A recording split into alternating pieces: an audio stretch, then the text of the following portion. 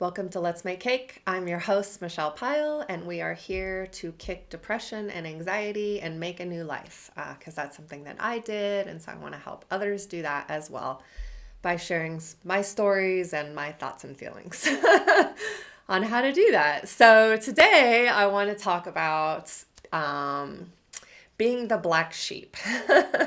So I'm going to talk about being the black sheep like within your family, your given family, but you can also experience being the black sheep at work, at church, which I've experienced, in a friend group, strangely enough, that also happens.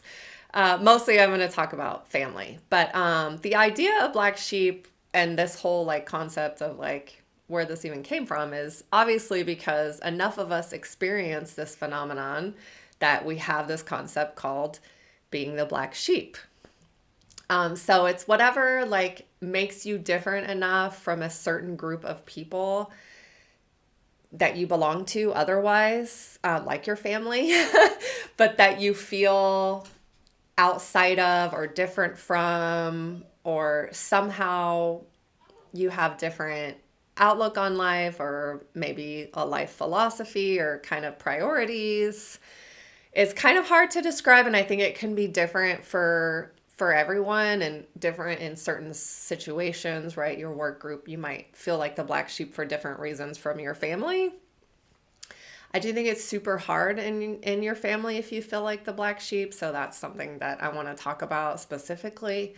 Um, I'm not going to go into the details of why I feel like the black sheep of my family because I want to respect their privacy. But yeah, I've always felt like the black sheep of my family, like as long as I can remember. And sometimes it was really hard. A lot of times it was really hard. And as I've gained, and I'll talk about this like a better perspective about it. Excuse me, there's something in my eye. I can see how I contributed to making it hard. It wasn't just them, it was me as well, right? So it's kind of that dynamic between the black sheep and the rest of the group. And so I want to talk about how we can make that better and easier to deal with. How I see it is there's like this cycle that occurs. So usually I feel judged. And so then I judge the person who's making me feel judged. And then we both get defensive, or at least one of us gets defensive. And then one or both of us kind of withdraw from the situation. And this cycle just sort of continues, sometimes unquestioned or not talked about. And sometimes it's the opposite where they feel judged by me and that same cycle kind of continues. But here's what I think is going on. So I'm going to break this down. So being a black sheep is hard. It's confusing. You feel like an outsider. It makes you feel weird. It makes you like question everything about yourself. And I got hung up on that, and like that is definitely something that we get hung up on if you are also identify as a black sheep of a situation. But a better way to look at it is just there is an enormous responsibility in being the black sheep that's positive. It's not a negative, right? You have to kind of take on this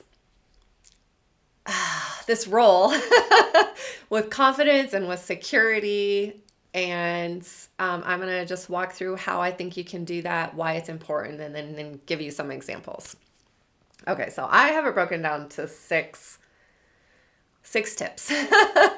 So the first one is do not judge them for being different from you. And that is something I did a lot in every circumstance where I felt like I was the black sheep. It was so easy to judge them. And that is normal. It doesn't make you a bad person. But you have to stop doing that. Because you're making kind of like a mountain out of a molehill, right? Like it's okay to be different. It's okay that they're different from you. It's okay to be the black sheep. It's okay to be in a family where you're different. Don't be scared, and don't be afraid, and definitely don't judge them for being different from you. Then the second one is don't judge yourself, right? Because we're judging ourselves. We're always like, why can't I just see the world the way they see it, or care about the same things, or want to go about life in the same way? And that's super hard, and it can feel isolating. And yeah, you can really beat yourself up unnecessarily. So it's not, it's you have to stop judging them and stop judging yourself, right? Just get rid of the judgment. Like, it's unnecessary. It's okay to be different. So the third thing is you have to show up as you. And this is hard too because if you feel like you're different and you feel like you're being judged, you can start to sort of tamp down like who you are or try to hide it. And that just never works, right? You can come across as kind of like people can pick up on that. They can tell when you're not being yourself, when you're hiding who you are. Um, and it creates like strange dynamics. But even more importantly, showing up as yourself is super important, even if you are different and you are the black sheep, because when you are yourself and you're kind of like, this is who I am, and you're positive about it, you can influence those around you in a positive way, right? So if you're not defensive and you're not apologetic or passive, and you can show this is who I am, you can have such a great impact on lots of people around you, including your family members.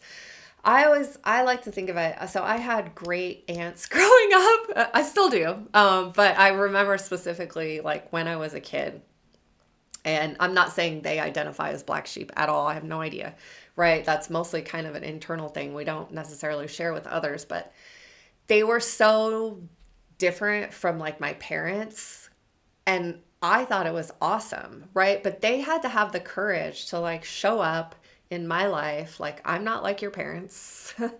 I don't do the same things, I don't like the same things, I don't have the same like lifestyle or priorities or this or that. And like they had such an impact on who I am, and I have these memories and these experiences that like I still cultivate. And I wouldn't have had that if they didn't have kind of the courage to be like, it's okay that I'm not like your parents.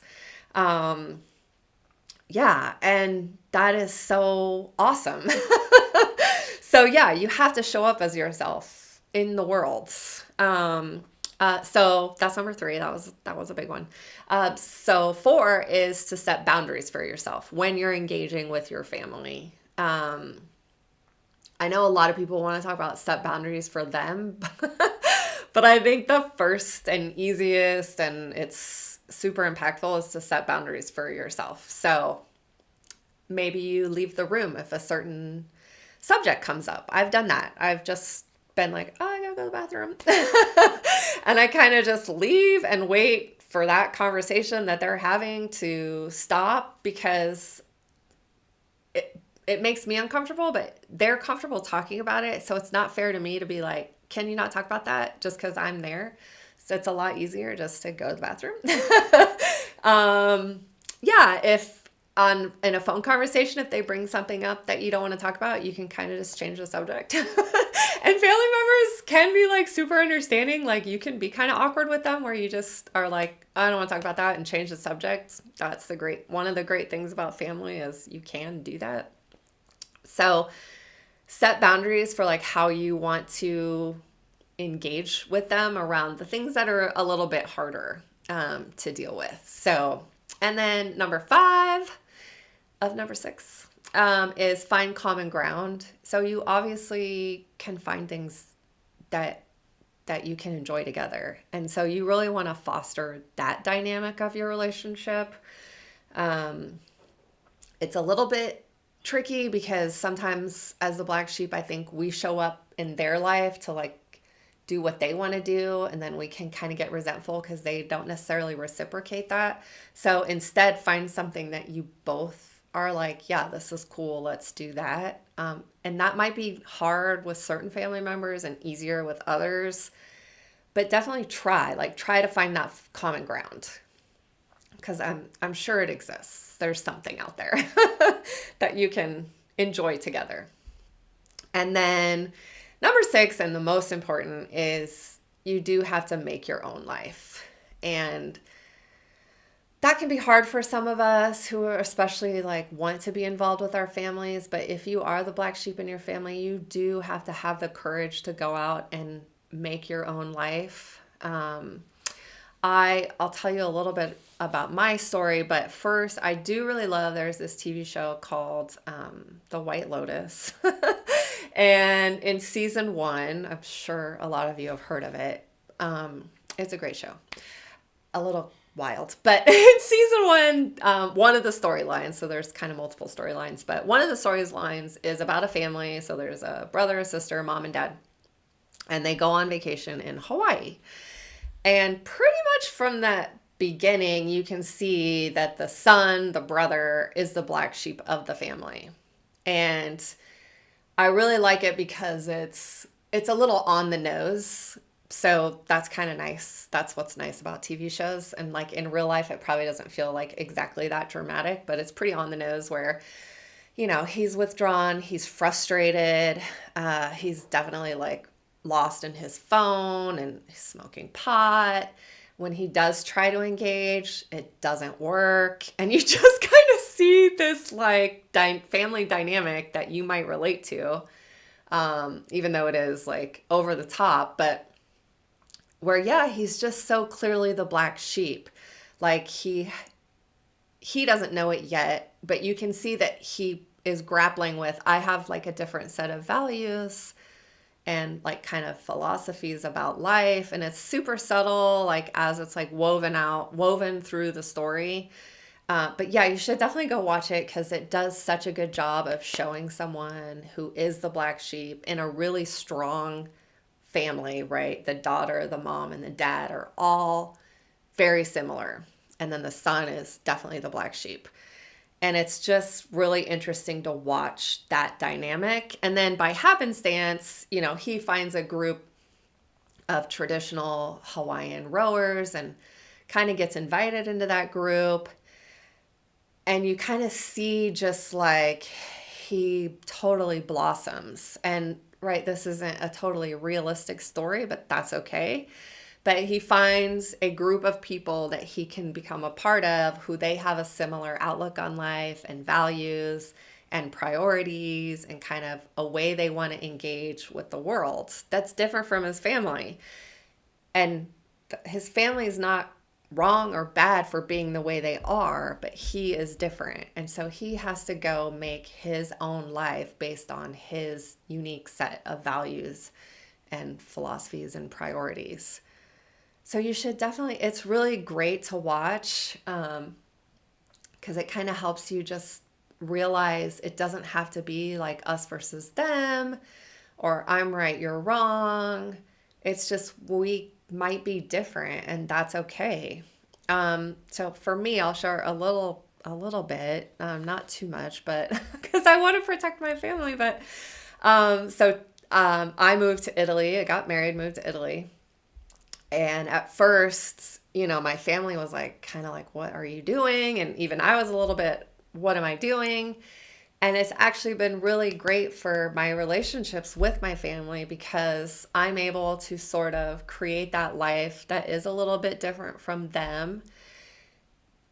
But I'm able to show up as more myself to them than maybe they've ever seen. And it's crazy. They're so happy for me. They can see like how happy I am and how important it is that I feel like I'm making the life that like looks the way I've always, kind of wanted and needed.